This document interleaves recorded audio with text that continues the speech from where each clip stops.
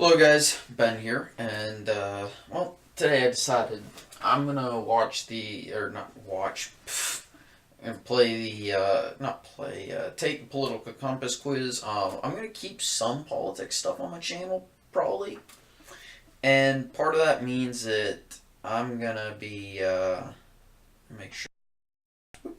Okay, so part of it, okay, and part of that's because, you know what, I'm just going to keep it on there. I'm not going to make it a whole huge amount, but it's going to be on there. So today we're taking the political compass quiz to look at where the ideology is, and I may take some personality quizzes as well. We're going to go through them. This is the first one I'm taking, which is a political compass quiz. So anyway, just a few propositions to start with concerning, no less, how you see the country and the world. Anyway, if economic globalization is inevitable, it should primarily serve humanity rather than the interests of transnational corporations. Well, here's the thing. Does it really matter? Should we be forcing people to be altruistic? That's tyranny, in my opinion, and I will always disagree with tyranny. So, of course, I'm going to strongly disagree with that. On the principle that it's forcing people to be altruistic, not that it shouldn't. Okay? And that's kind of a lot of people's, that's my personal belief on it. I'd always support my country whether or not it was right or wrong. I disagree with that completely. There are a lot of things I disagree with the U.S. on. But honestly, rather U.S. than Iran. No one chooses his or her country of birth, so it's foolish to be proud of it. That's kind of false. I disagree with that because once you get to a certain age, you can choose to move wherever the hell you want, provided you follow that nation's laws. Our race has many superior qualities compared with other races. That is a load of horseshit. And by the way, I'm not saying these quotes because I agree with them. I'm just saying them just so you know which question I'm answering. The enemy of my enemy is my friend. In some situations, that is true. Military action that defies international law is sometimes justified. It depends. It really does. Nuking Japan was probably against international law, but it would have been a lot more costly to invade, both in terms of life and money. So, very rarely, but occasionally. There's now a worrying fusion of information and entertainment. Honestly, as long as people get information, I don't care how they get it. Now the economy. Talking attitudes here, not FTSE index. Future Trading Stock Index. I think that's what that is. I'm trying to remember what FTSE means. Stock exchange is what it is, so. Not index. What was I saying? People are ultimately divided more by class and nationality. Basically, they want to find out if I'm a damn dirty commie, which, of course, I'm not. Class doesn't divide people as much in the developed world. Perhaps in some places, but class shouldn't be the determining factor about whether you're about your personage. It shouldn't be a defining factor. Controlling inflation is more important than controlling unemployment. I would strongly agree with that. Unemployment is very cyclic, and you're not going to be able to control it at all. You can do some things to affect it, but it is a lot better to control inflation. Inflation causes more problems than unemployment. Unemployment you can recover from fairly quickly. Extreme inflation, not so much. Just ask the Weimar Republic. Hyperinflation basically caused Nazism.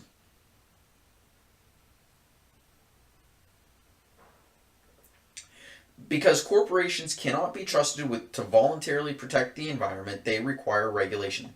Again, I disagree with this completely, and here's why. Businesses can be trusted to protect the environment because people can be trusted to protect the environment with the proper education. They're not going to go with companies that, don't protect the environment if that's what their beliefs are. From each according to his ability to each according to his need is a fundamentally good idea. Altruism is not a good governing principle. Altruism is a great way to live your life, but it's never a good governing principle. It's a sad reflection on our society that something as basic as drinking water is now bottled and branded as a consumer product.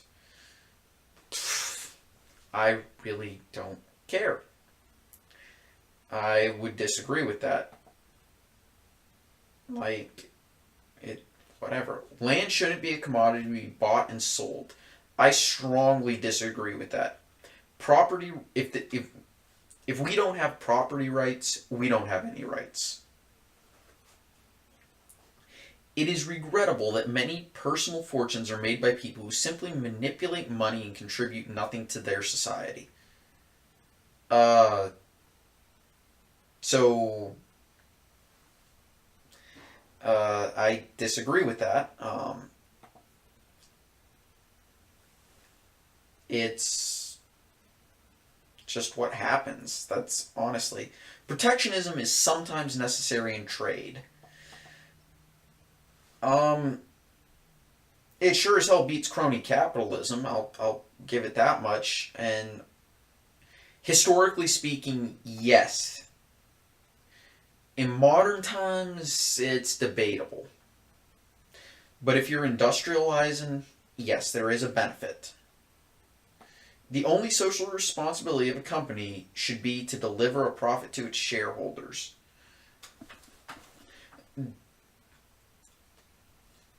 If you're forcing a company to do other things, again, that's tyranny. We shouldn't be forcing people to do certain things. The rich are too highly taxed. Well, when the top 5% pays 70% of the nation's taxes, yeah, that's true. But then again, I think everyone's taxed too highly. So, with that, those with the ability to pay should have the right to higher standards of medical care. The way it's worded is very poor. What they should have said here is that we should let the market determine prices. And with that principle, I agree.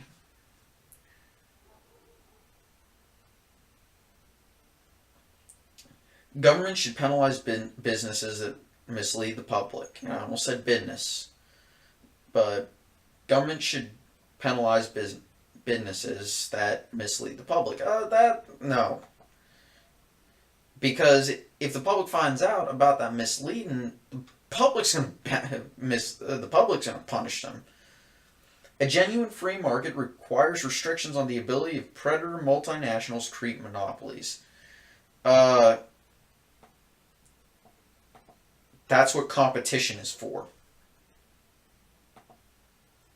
The freer the market, the freer the people. That is generally true, yes. Now we'll look at some of your personal social values. Abortion, when a woman's life is not threatened, should always be illegal.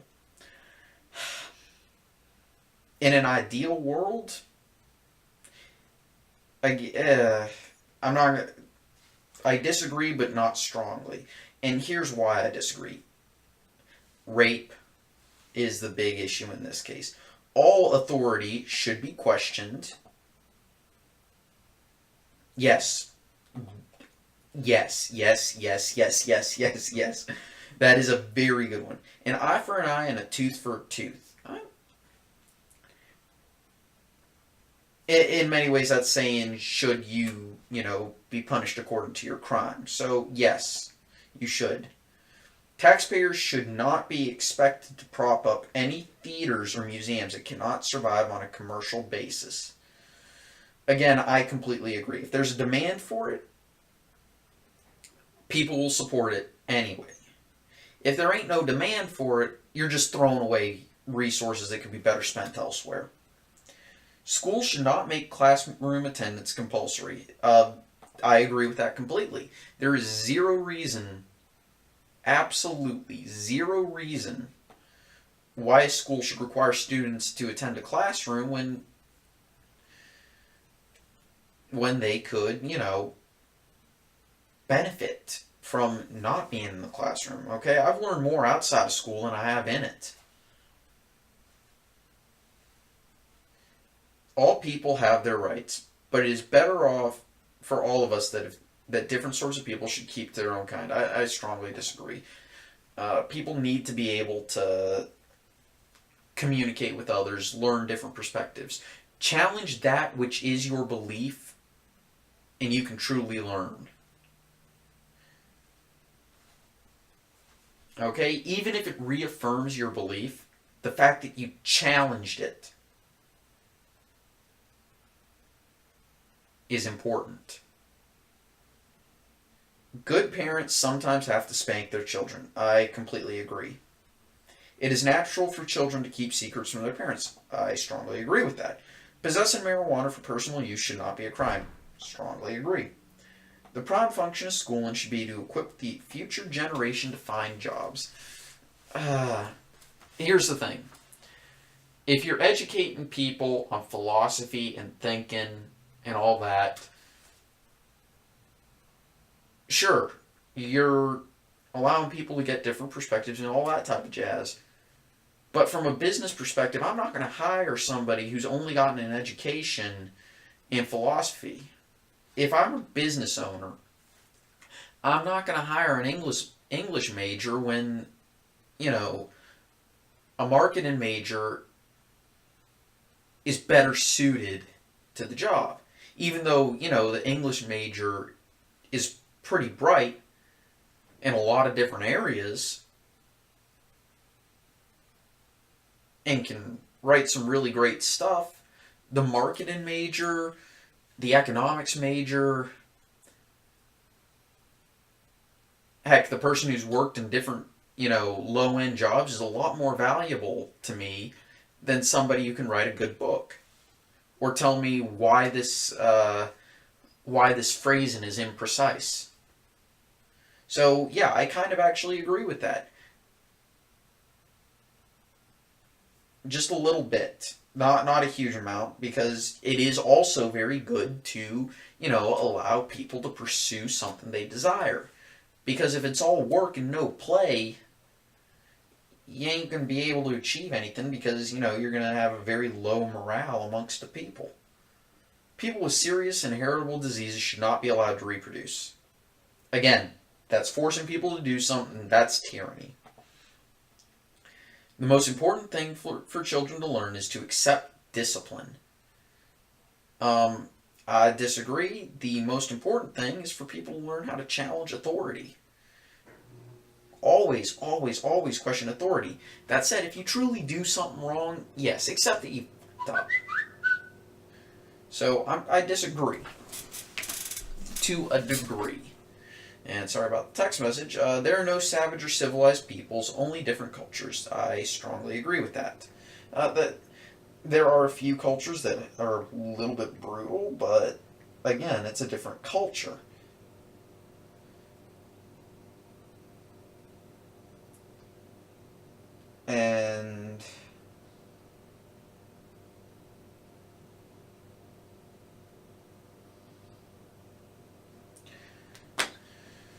And those who are able to work and refuse the opportunity should not expect society's support. I completely agree. If you can do something for the nation and yet you don't, if you can do something for the economy and do something for production of goods and you refuse to support and you refuse to do that, why should you expect society to carry you when you're not willing to do jack shit? When you were trouble. That said, if an individual wants to support them, they should, but they shouldn't expect it. When you're troubled, it is better not to think about it, but keep busy with more cheerful things. I actually kind of agree with that. That said, you do need to focus on it. That way you can learn. First generation immigrants can never be fully integrated within their new country. I disagree with that. Just because, I can move somewhere. I'm always going to be a little bit different, but I can learn their culture and operate within it. That's good enough for most people. That's good enough for me with new people coming into the States. What's good for the most successful corporation is always ultimately good for all of us. Um, the idea that there's something that's good for one group of people, therefore it's good for all, is just a fallacy. What's good for me is not good for all. What's good for all is not good for me. Everybody is different. Every group is different. Everything is different. So, no, that's not true. No broadcasting institution, no matter how independent its content, should receive public funding. I strongly, strongly agree with that. Nobody should, very few groups should receive funding, period. And how you see wider society. Our civil liberties are being excessively curbed in the name of counterterrorism. Strongly, strongly agree with that. A significant advantage of a one-party state is that it avoids all the arguments that delay progress in a democratic political system. I disagree with that. And there's actually a very good reason why I disagree. It's because if you get two libertarians in a room, they will eventually disagree on something. If you get two, and of course you could say, well, of course you got a paleoconservative and an anarcho-capitalist in the room. Okay, well, you get two anarcho-capitalists in a room, they're going to disagree on something. So, no, number one, it doesn't even avoid any arguments. But the second thing is, it's not an advantage. Disagreement is good for progress. Although the electronic age makes official surveillance easier, only wrongdoers need be worried. Wrong again. Everyone needs to be worried about that because evidence can be manufactured very, very easily. Never trust authorities. Death penalty should be an option for the most serious crimes.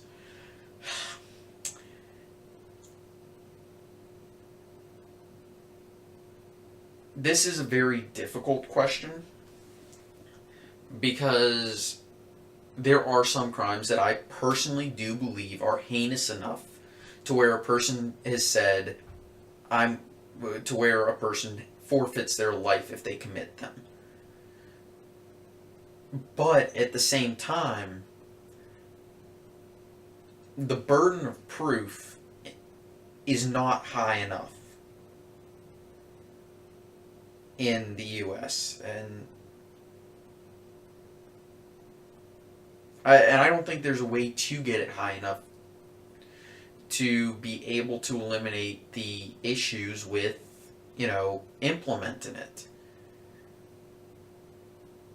I mean, it's a very complex issue, and while I agree, I have many reservations on it.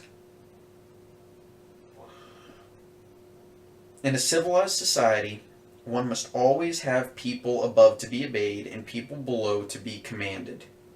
In a civilized society, you shouldn't be forced to obey anyone, so I strongly disagree, and you shouldn't be commanding people, period. Abstract art that doesn't represent anything shouldn't be considered art at all. Here's the problem.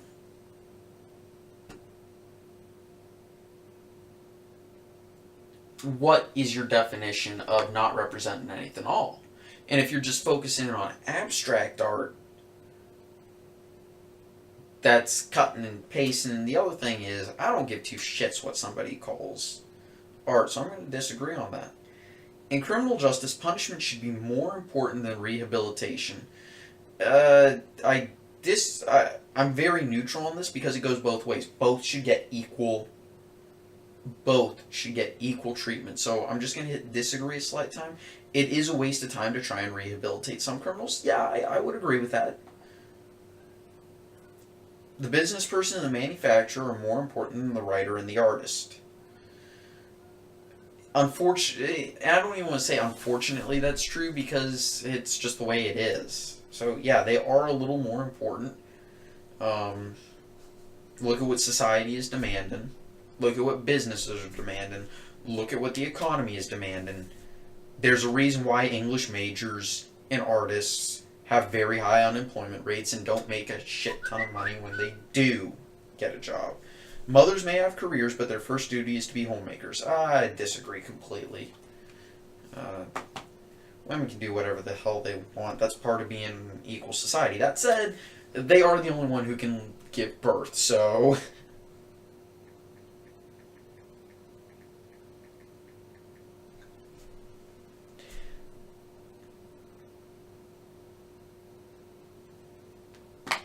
And multinational companies are unethically exploiting the plant genetic resources for developing countries. Uh, is it unethical? Yes. So I would agree with that. But again, I'm not going to regulate them. Because that's tyranny.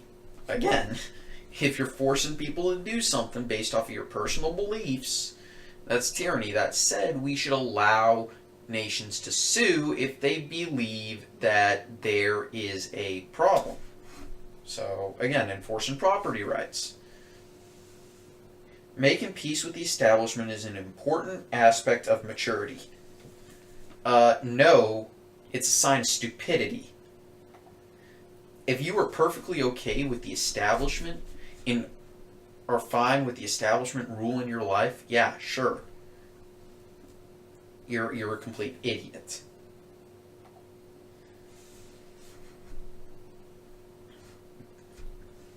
Oh boy, religion.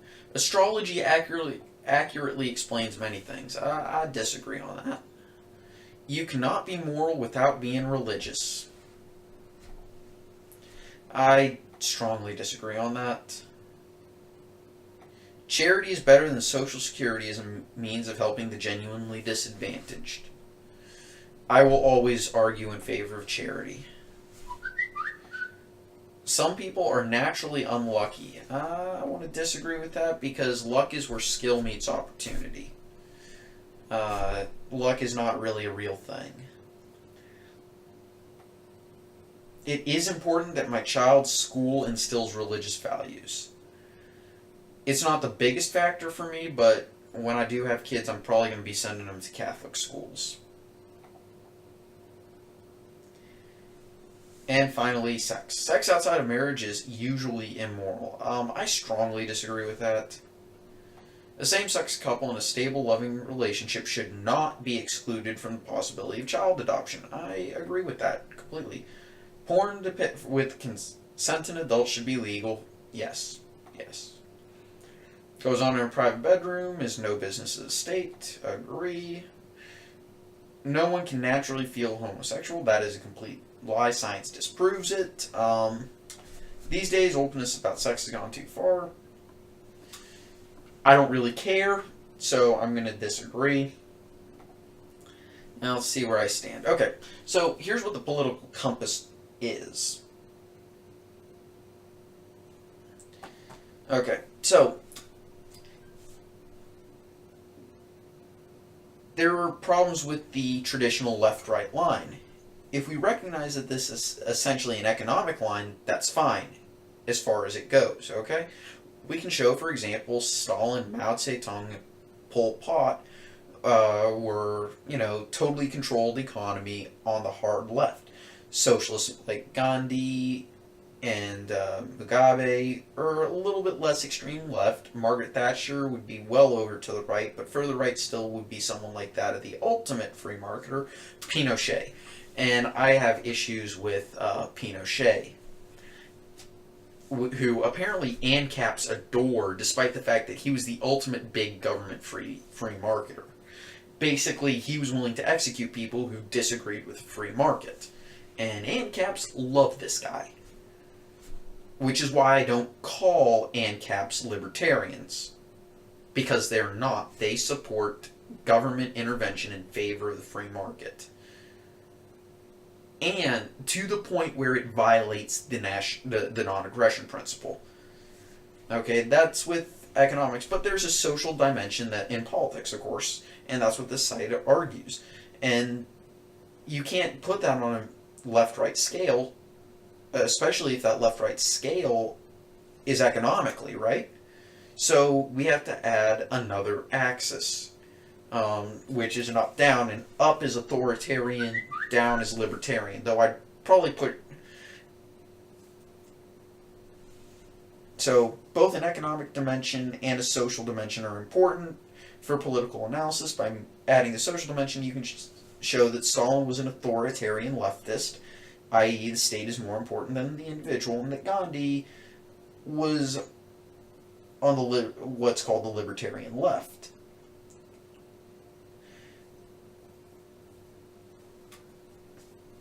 And there's, of course, the extreme bottom left is voluntary collectivism. And you can also put Pinochet, who was prepared to sanction mass killings for the sake of the free market, on the far right, as well as a hardcore authoritarian position. On the non-socialist side, you can distinguish someone like Milton Friedman, who is anti-state for fiscal rather than social reasons, from Hitler, who wanted to make the state stronger even if he wiped out half of humanity in the process. Okay, and here's where they put it. For example, Stalin way up here, Hitler way up here. By the way, this is fascism over here, this is communism over here, anarchism down here, neoliberalism over here. Though I would call this maybe paleoconservatism, because neoliberalism is a little bit different. Because neo is trying to define something as different than classical.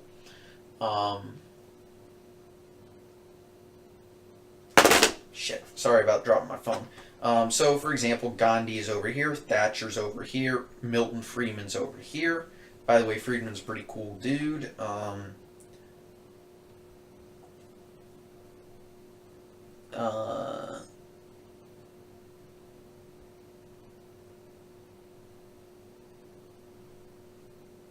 So, where am I on this scale? Economic left and right, I'm about halfway over here. I'm center right, though in U.S. politics, I'm strangely to the left, though this quiz has some very poorly worded questions. Let me put it this way. It has very poorly worded questions. Because they almost try, they try to push you more to the left. So, like I said, I really disagree. I don't like the question wording. But it did put me in the correct quadrant, I will say that. As for the social libertarian authoritarian, I'm down here. And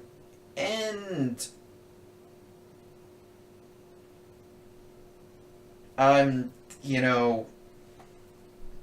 I completely, yeah, there are some issues I have with this one. Anyway, thanks for watching, guys. Sorry this one took a little bit long. And thanks for watching, guys.